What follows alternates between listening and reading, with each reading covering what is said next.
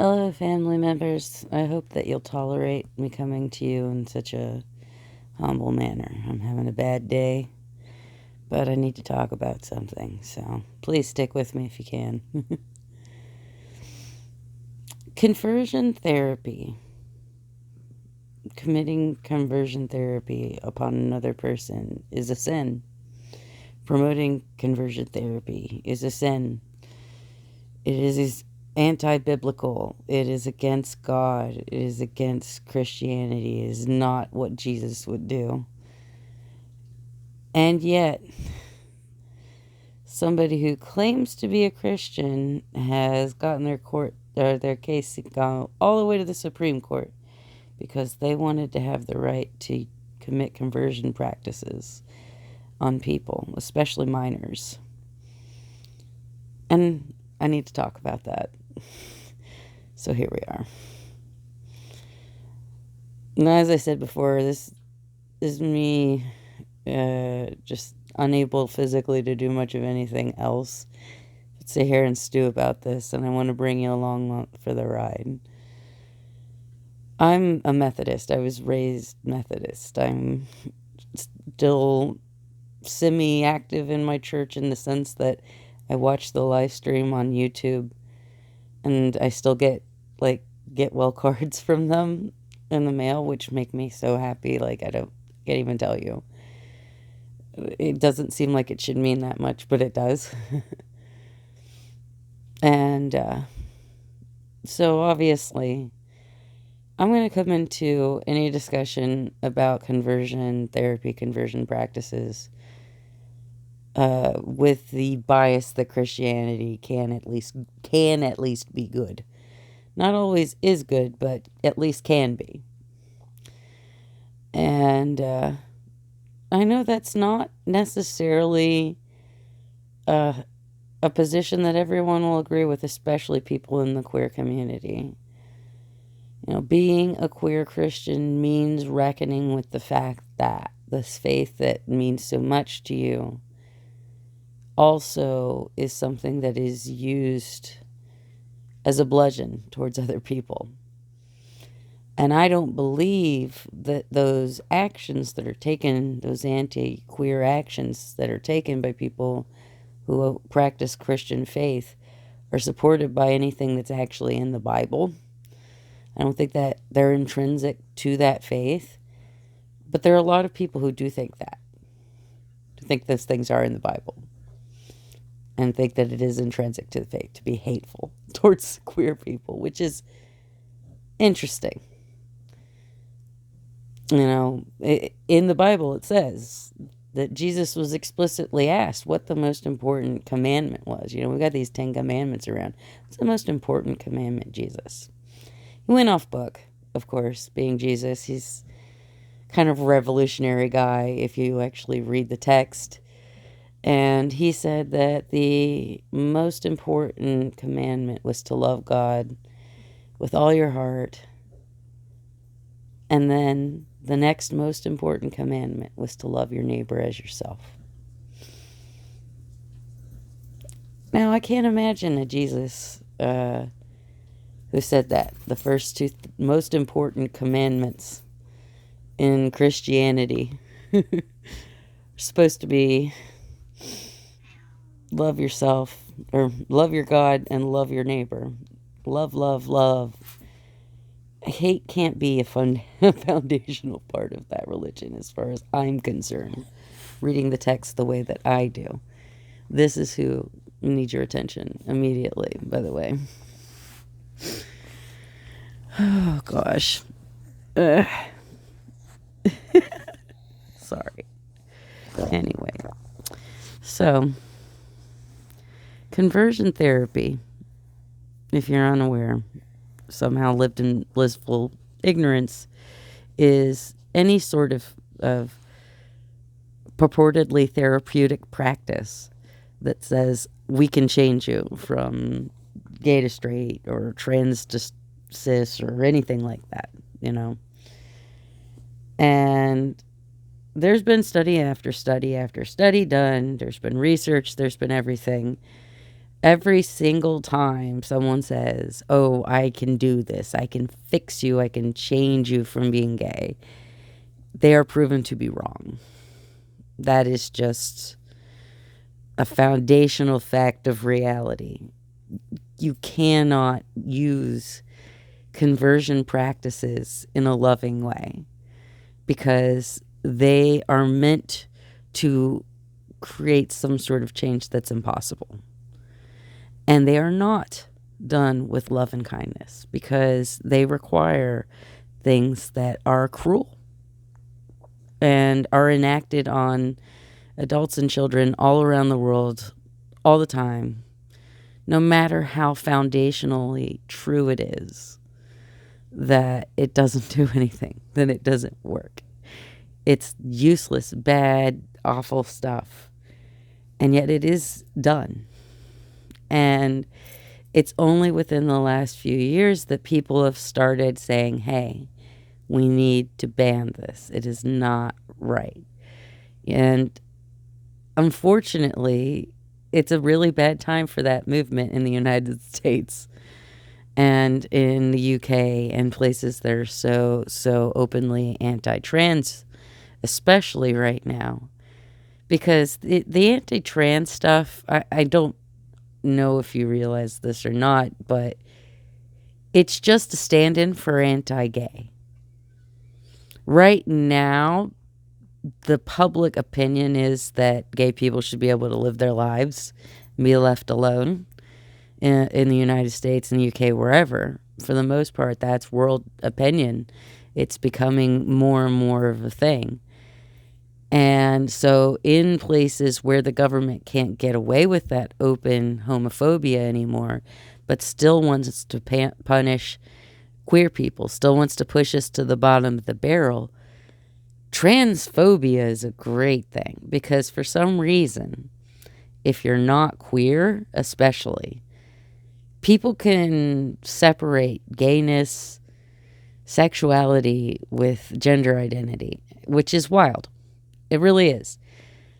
Because, like, I don't know if you realize this, but there's a lot of overlap between those two communities. You know, I know trans lesbians and trans gay dudes and non-binary people who, how the heck would they ever count as straight? I don't really see how that works. You can't separate the communities. It's just they are intrinsically linked. The queer movement, especially here in the United States, was led by gender nonconforming people. The first person who threw a brick at Stonewall was likely a drag king, a person who was born as signed female at birth, but was always performing in male drag. And, we don't really even talk about her. Sometimes people will talk about Marsha P. Johnson, which, nobody even knows for certain if she was there, I don't even think. We do know that Sylvia Rivera was there, but she did not throw the first brick, nor did Marsha. The whole a drag queen did it thing is a RuPaul thing, I think, primarily because gay men can be pretty misogynistic sometimes, unfortunately. And that's just human nature, This is why conversion practices are so silly.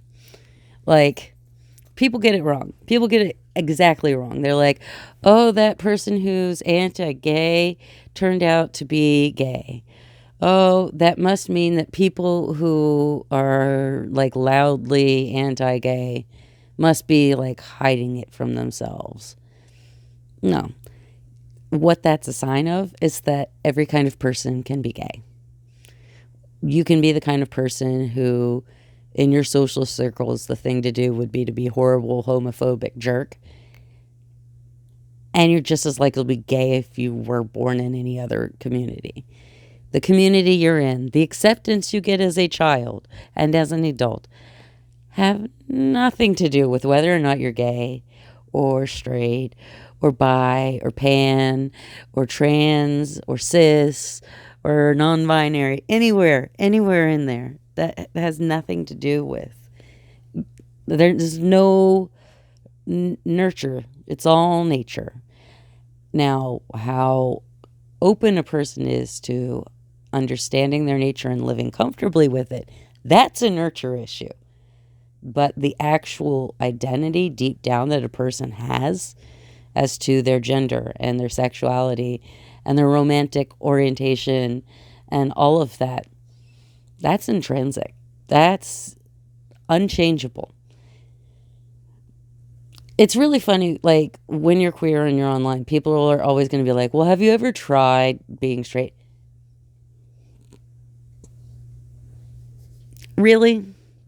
Do you think that, I'm not going to say all, but I'm pretty sure the vast majority of queer people growing up in a heteronormative society tried to at least be in denial about the fact that they weren't heteronormative at some point in their life.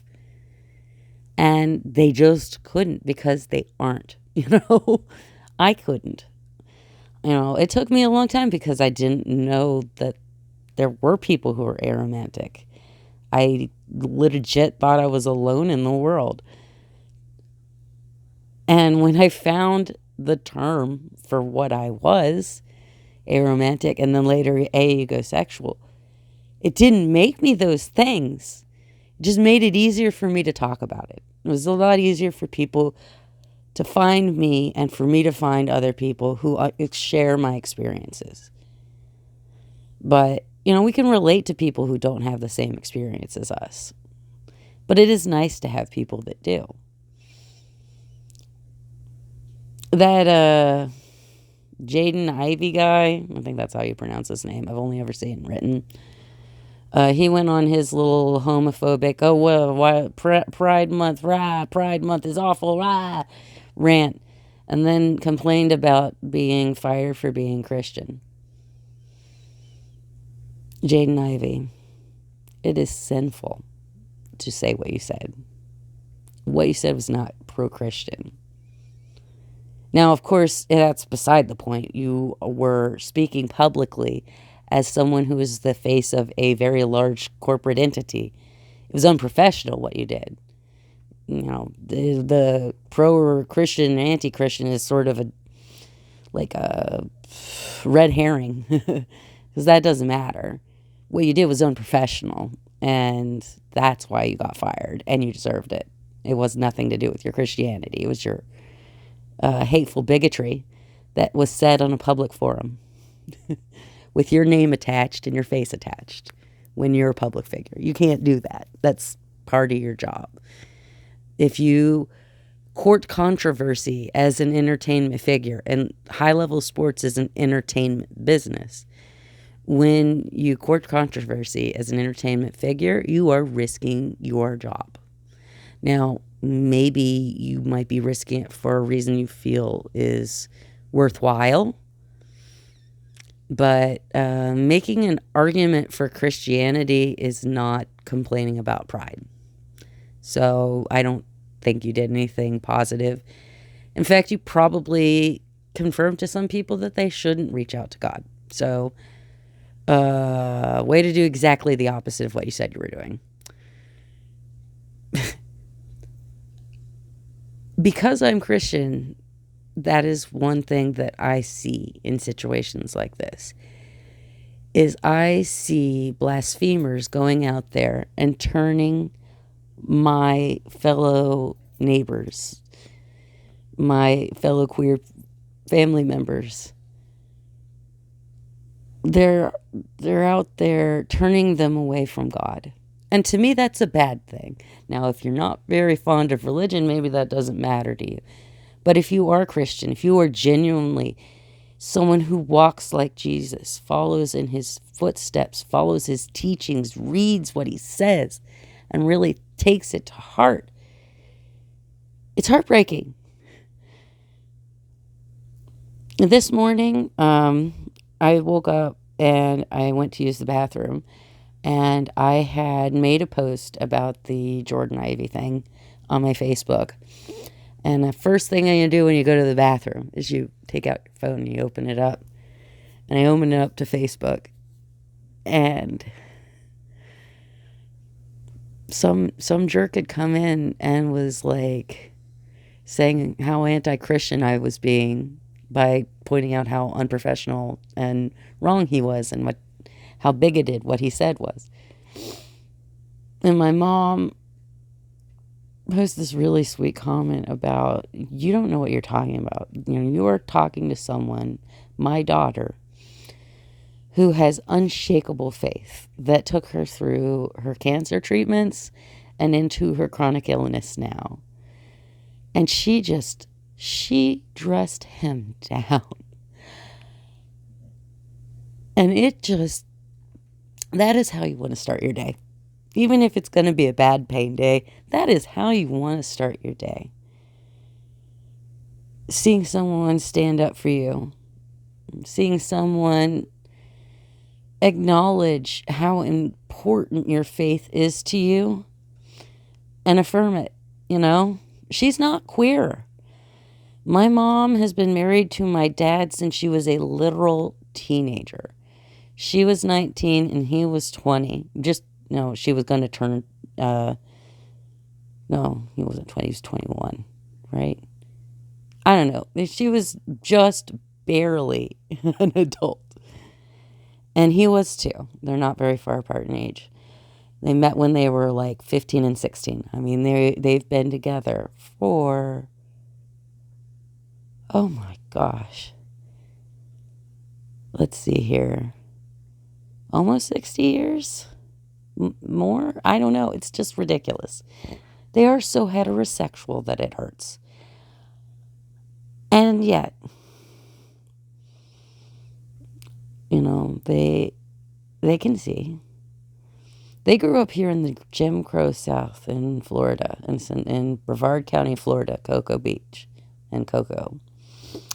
And they remember, separate water fountains and bathrooms, and how the black people who wanted to go to the theater in downtown Cocoa Village had to go down an alley and up a side of a flight of stairs in order to get to their section.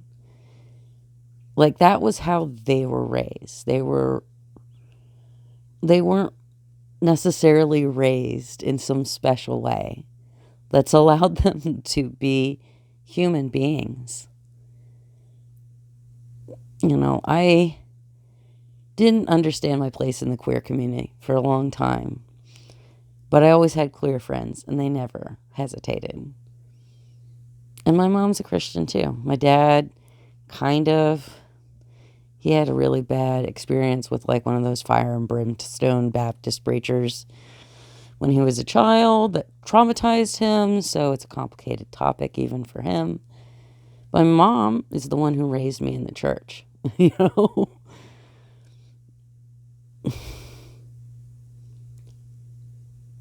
Jesus said, "Whatever you do to the least of these, you do to me."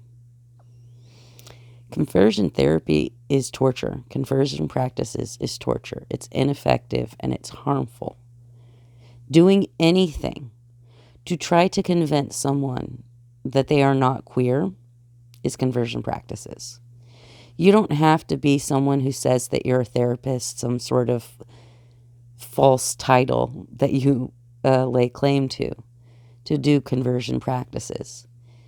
You can just be someone who thinks they're doing something helpful to another person by encouraging them to be a little more normal, make their lives a little easier. You're not being helpful. You're not being kind. You are being cruel. You are going against reality. You're going against God. You're turning people away from Him. Conversion therapy, that's using the Lord's name in vain. Christian-based conversion therapy is using the Lord's name in vain. It is an affront to God. And it infuriates me. People don't see that. Well, family members, I've got something I got to take care of, apparently. Maybe the dogs will tell me in a moment. Love you. Take care of yourself and talk to you soon. Bye.